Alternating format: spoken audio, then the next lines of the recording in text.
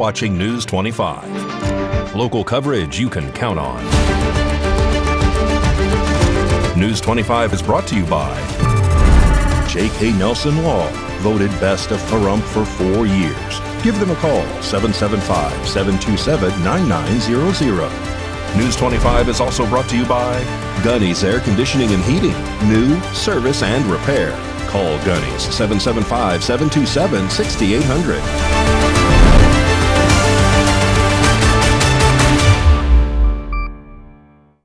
Hello and welcome to this edition of News 25. I'm Unette Gentry. Thanks for joining us on Ace Country Radio, and we're also streaming at KPVM.TV. We're also on your Roku devices. It is Tuesday, May 5th.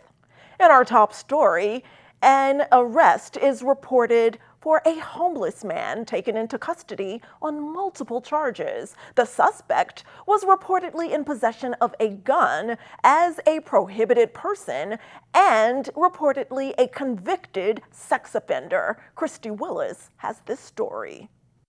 On Sunday, May 3rd at approximately 3:45 p.m., deputies were patrolling the area of Bowling Road and Wilson Road in Pahrump when they observed a white spray-painted Ford F-250 work truck displaying Oregon license plates. When deputies ran the plate through Oregon DMV records, it returned as unable to locate. They also observed a temporary permit in the window with an expiration date of February of 2026. Because the vehicle was being operated on a public roadway, deputies initiated a traffic stop. The driver pulled into the Horizon Market near Highway 372 and Bowling Road. Deputies made contact with the driver, identified as Brandon Glenn, along with 2 passengers, Chelsea Bismeyer and Angelina Hall. A records check identified Glenn's driver's license was suspended out of Oregon, and the vehicle did not have current insurance. Based on the circumstances, deputies conducted a search of the vehicle. A canine narcotics unit was deployed and gave a positive alert. At the same time, during the search, deputies located a black case in the center console containing a white crystalline substance. Additional substances were found inside Bismeyer's purse, as well as in a blue tube container in the bed of the truck. Deputies also recovered several methamphetamine smoking pipes and homemade paraphernalia, along with a 9mm Ruger handgun and a .22 caliber rifle located approximately 1.72 grams. After being read his Miranda rights, Glenn admitted to the presence of the firearms. A records check confirmed Glenn is a convicted felon and a registered Tier 2 sex offender, making it illegal for him to possess those firearms. Deputies also determined Glenn is homeless and is required to check in with the Nye County Sheriff's Office every 30 days, but had not done so since May 1st of 2025. Glenn was charged with 1 count of use or possession of drug paraphernalia, 1 count of possession of a Scheduled II controlled substance, 1 count of selling or transportation of a Scheduled II controlled substance, 2 counts of owning or possessing a gun by a prohibited person, 1 count of sex offender failing to register, 1 count of displaying fictitious vehicle registration, 1 count of operating a vehicle without valid proof of insurance, and 1 count of driving with a suspended license. While searching the vehicle, deputies located 2 clear plastic baggies containing a white crystalline substance inside Bismeyer's purse. Inside the same purse, deputies also found multiple methamphetamine pipes, drug paraphernalia, and her identification. The substance was tested and returned a presumptive positive result for methamphetamine weighing approximately 4 grams. Bismeyer was charged with 1 count of use or possession of drug paraphernalia, 1 count of possession of a Scheduled II controlled substance, 1 count of selling or transportation of a Scheduled II controlled substance. After being read her Miranda rights, Hall told deputies she had methamphetamine in her front pants pocket, and she stated that she had planned to use it 1 more time before going into rehab. The substance tested presumptive positive for approximately 0.66 grams of methamphetamine. Hall was charged with 1 count of use or possession of drug paraphernalia, 1 count of possession of a Scheduled II controlled substance, and 1 count of selling or transportation of a Scheduled II controlled substance.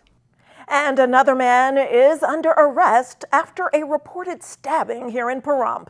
And he reportedly told police that he was acting in self-defense, but had been drinking. Samantha Roberts has more details. The Daily Arrest Report is brought to you by Michelle Nelson for District Attorney, fighting for safer communities, standing up for victims, and working to end the revolving door in our justice system. Paid for by the committee to elect Michelle Nelson.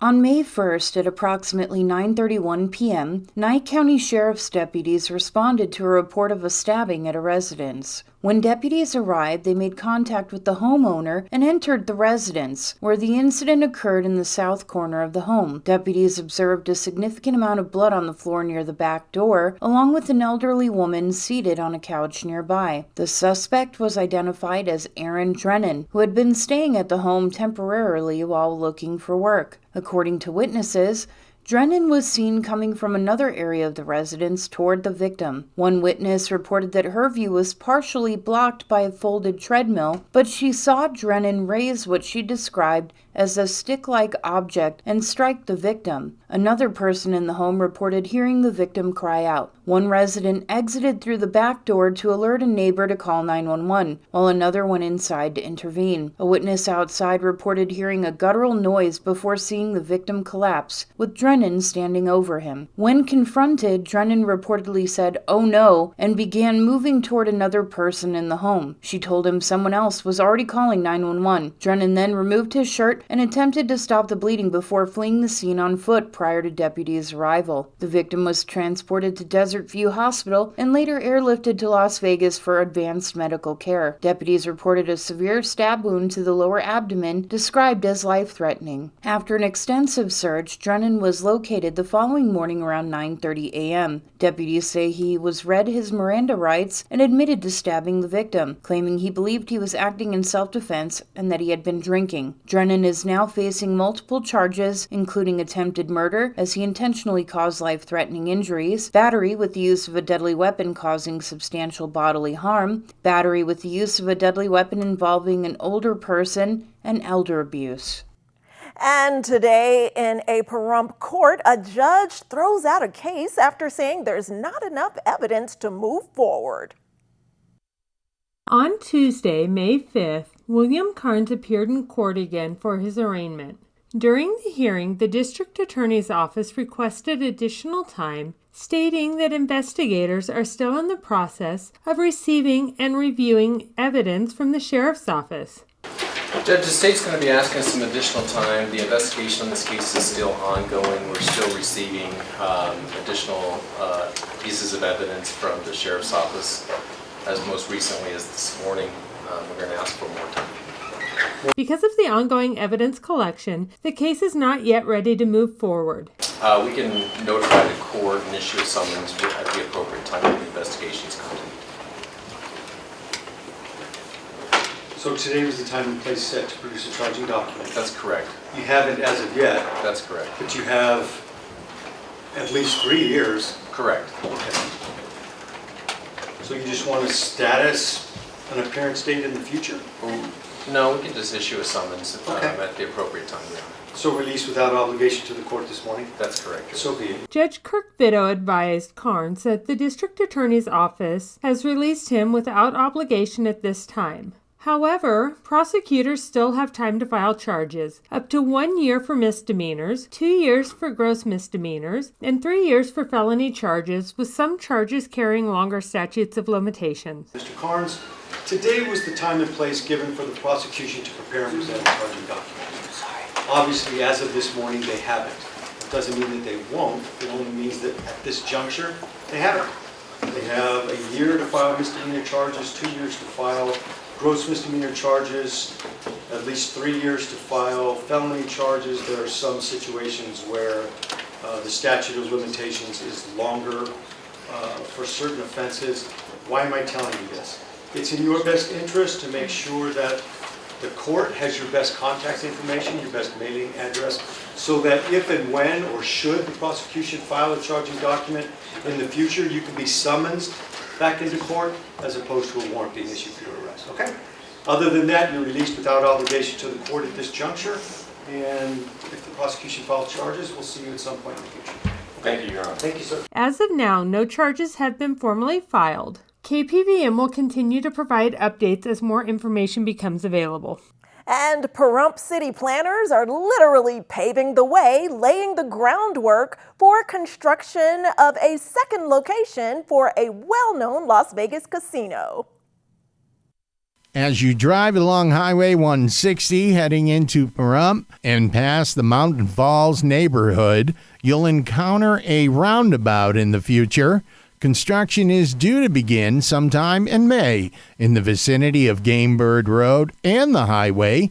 Nye County Planning Director Steve Osborne made this announcement at the Nye County Commission's April 21st meeting. This is to presumably accommodate the traffic that will be heading towards the proposed Silverton Hotel and Casino that will be built in the area. Construction on the new property is slated to begin in July. Silverton's existing property is located at 3333 Blue Diamond Road near I-15 in Las Vegas. It's described on their website as a laid-back lodge. The interior has the atmosphere of the great outdoors with wildlife mounts and a free aquarium holding more than 117 gallons of water. They have mermaid swims and interactive stingray feedings. The Silverton in Las Vegas also boasts a 2-story Bass Pro Shops megastore.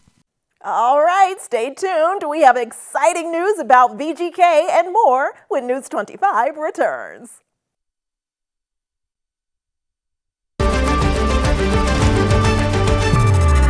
You're watching News 25. Local coverage you can count on.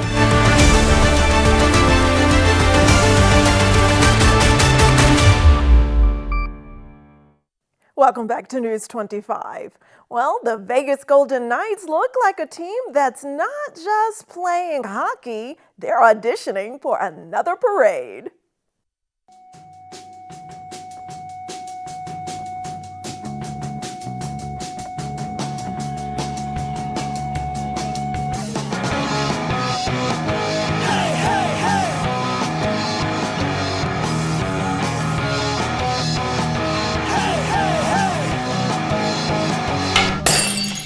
Time now for your News 25 look at sports and streaming at KPVM.TV and now on Roku devices. Ivan Barbashev came through with the clutch goal late in the third, and right now Vegas looks like a team that's not just playing playoff hockey. They're auditioning for another parade. Game 2 is Wednesday. The Henderson Silver Knights needed double overtime to get it done, but they walked it off in dramatic fashion. Braden Bowman opened the scoring. Lucas Cormier tied it in the second with his first playoff goal.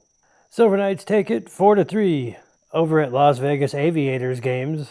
There's a new all-star lineup, and it's not on the field. Las Vegas Ballpark just rolled out a brand new food menu for 2026, including street tacos, wood-fired pizza, Philly cheesesteaks, and even boba drinks. So yes, baseball is back. The Pahrump Valley High School Trojans are heading to the 3A Southern Regionals set for May 7th through the 9th at Boulder City High School. It's win-or-go-home baseball, and the Trojans are looking to make some noise. And that's your look at sports on News 25. Thanks so much, Mikey. And speaking of great entertainment, the Southern Nevada State Fair is lighting up the desert, bringing rides, food, and entertainment for all ages. Here's a look at what visitors can expect at this year's event. The Southern Nevada State Fair is rolling into Las Vegas this week, bringing 5 days of rides, games, food, and family fun to the Rio Hotel and Casino. Kicking off May 6th and running through May 10th, the fair offers something for all ages. Thrill seekers can take on high-speed rides and coasters, while others can enjoy a more relaxed experience aboard the Ferris wheel, taking in views of the Las Vegas skyline. The Midway is packed with classic carnival games like the ring toss and balloon pop, giving guests the chance to win prizes while testing their skills. And of course, no fair would be complete without food. Visitors can choose from traditional favorites like funnel cakes and fried treats, along with a variety of international flavors and local specialties. Refreshing drinks, including fresh lemonade and alcoholic beverages for those over 21, will also be available. In addition to the rides and food, guests can browse a marketplace featuring handcrafted goods from local artists, including Nevada-inspired jewelry and custom woodwork. The fair runs daily with varying hours, and admission starts at just over $13. For those looking for a fun and lively way to spend the week, the Southern Nevada State Fair is now open and ready for welcome visitors. And tonight, we're taking a closer look at the Amargosa River, one of the Mojave Desert's last lifelines. I'm Mason Vale, Executive Director of Amargosa Conservancy. We are a conservation nonprofit working on the Amargosa River here in Nevada and California. And I'm coming today with some scary but exciting news regarding the Amargosa River. The Amargosa River is one of the most amazing rivers in the western United States. It's a river of groundwater flowing through one of the hottest and driest places on planet Earth. Unfortunately, it's a river that's also very much endangered, and that was hit home just earlier this month when the organization American Rivers named the Amargosa River to its 10 most endangered rivers of 2026 list. This is a list that they publish every year, recognizing rivers in the U.S. that are imperiled by various threats. So it's both a very exciting thing to see the Amargosa named to this exclusive list, but also very scary. And the threats currently facing the river really have to do with extraction on public lands. We are currently looking at a variety of mining and energy proposals here in Nevada in very close proximity to places like Ash Meadows National Wildlife Refuge and close to communities like Amargosa Valley and Beatty. And all of these projects are going to require some level of water for operations. And that's really the danger facing the river is, every one of these projects presents a risk that we are using groundwater at a rate that nature just can't replace. And so it is an incredibly important time for the Amargosa to get this level of recognition. And the good news is there's still time for us to do something about it. There's an opportunity right now to log on to saveashmeadows.org, and you can sign a letter addressed to our leaders in Congress asking them to step in, take charge, and urgently put in place new conservation protections for Ash Meadows and the Amargosa River here in Nevada. Local communities are currently calling on Congress to create what's called a national conservation area to protect Ash Meadows. This is a very special designation for BLM lands, and this would ensure that sustainable use is managed on these lands so that water resources for communities, for wildlife, for every use are sustainably used for the deep future. So I encourage you to check out the American Rivers website and look at the Amargosa River page to learn more about this Endangered Rivers campaign, and also log on to saveashmeadows.org where you can take action today. Every single person's voice matters, and we really encourage you to join the call in this really important moment. Don't go anywhere. There's more powerful news coming when News 25 returns from this break.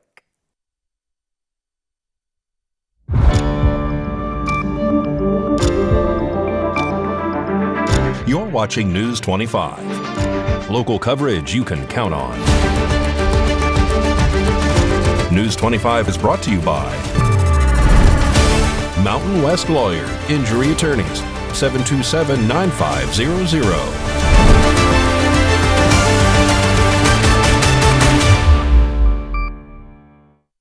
Welcome back to News 25. Well, in today's electrifying news, electricity does power our homes and our jobs and nearly every moment, but it also demands respect. So during this Electrical Safety Month, Valley Electric Association is reminding us that safety is not just a checklist or a once-a-year conversation. This segment of News 25 is brought to you by Valley Electric and its family of companies focused on serving our members. We're better together. Safety runs through everything. May is Electrical Safety Month. Valley Electric knows that safety is the backbone of reliability. This May, during National Electrical Safety Month, we're especially committed to reminding everyone about the importance of electrical safety in your home and business. To deliver the power you need means doing things right, which includes providing resources and knowledge to keep you safe, so we can continue to provide reliable energy and peace of mind, because safety runs through everything we do.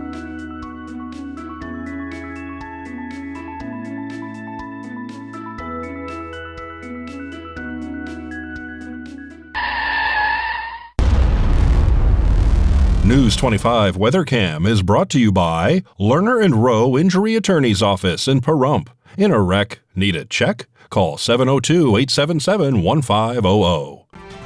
Time to take a look outside at our Lerner and Rowe WeatherCam and look at this beautiful yet ominous day with lots of scattered clouds in the area. But it's a gorgeous mid-70-degree day. A closer look in weather next.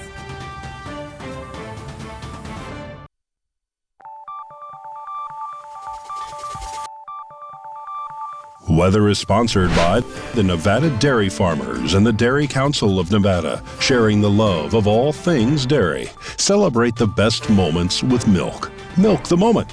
And the weather is also brought to you by the Ponderosa Dairy, Nevada's largest dairy, fresh from our farm to your table.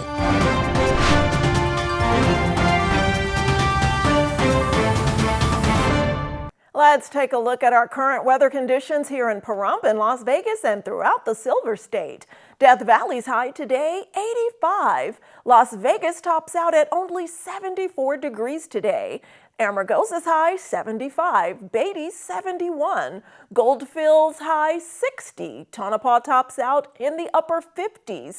Carson City's high today, 69. And the Weather Twins of Fallon and Fernley top out at 71. Here in Pahrump, it is currently a comfortable 69 degrees. We reached a high of only 71 with winds out of the south at 6 miles per hour. Humidity was moderate at 24%. Sunrise was at 5:46 a.m. And tonight we can expect an overnight low of 50 with winds out of the southeast at 6 miles per hour. Humidity increases to 33%. Sunset will be at 7:34 p.m. And looking ahead to our 7-day local forecast, we have those temperatures in the mid-80s tomorrow, in the low 90s, then climbing up to the mid-90s for the weekend. And Sunday will nearly reach the century mark. We'll reserve that for the beginning of our work week next week. And as things warm up, we want to remind you to come out to the Public Speaking Festival at 5 a.m. on the West Charleston campus of the College of Southern Nevada in K101. We'll see you Friday at 5. Good night.